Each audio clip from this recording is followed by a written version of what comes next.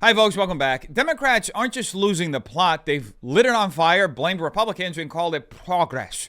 We've all seen the sanctuary cities turn into open-air crime zones, ICE agents being painted as villains, and MSNBC pundits straight up flirting with political violence on live TV because nothing says saving democracy like threatening people who disagree with you. These are the same activists, by the way, who spent years insisting that not giving in to someone's gender delusion is an act of violence. But when there's real chaos, well, suddenly we need more context. And in that fray, we have Rosie O'Donnell lumbering onto the scene, claiming the trans shooter in Minneapolis, who openly hated Trump, is now some kind of MAGA operative. This is the level of delusion we're dealing with, folks. Logic has left the building, and the DNC is photoshopping a new version of reality to replace it. And speaking of totally unhinged, well, today we're starting off with this MSNBC journalist practically foaming at the mouth and calling for, well, you guessed it, violence on live TV, because what else do they do nowadays? A ranting would-be strongman who embraces stupidity and brags about dictatorship, who talks about taking over other countries, coddles authoritarianism, and seeks revenge against perceived opponents is the president. His unqualified henchmen surround him, and yet the leadership of the Democratic Party cannot seem to find the front of the battle line.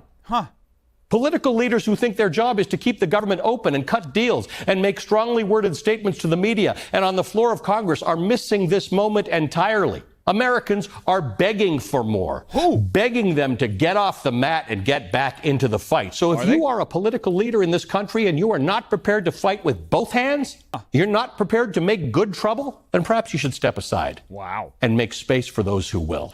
You know, I'd say the Democrat mask slipped, but let's be real, folks. There was never a mask to begin with. This is, and always has been, the party of violence. Look at their history. They fought to preserve slavery, they founded the KKK, and they held on to open ties with white supremacist groups well into the 20th century. Robert Byrd, a former Klan leader, served in the Senate as a Democrat until 2010 and was praised by sitting Democrats even at his funeral, one of those being Hillary Clinton. Violence isn't an outlier for them. It's a political tradition. And let's not forget that the current mayor of Los Angeles, Karen Bass, was affiliated with the Venture Edmonds Brigade, a radical group linked to Cuba's communist regime and to factions that engaged in political bombings, including attacks on the U.S. Capitol in the 1980s. Is anyone really surprised that Democrats are once again romanticizing unrest and calling for good trouble, which now apparently includes violence against political opponents on live TV?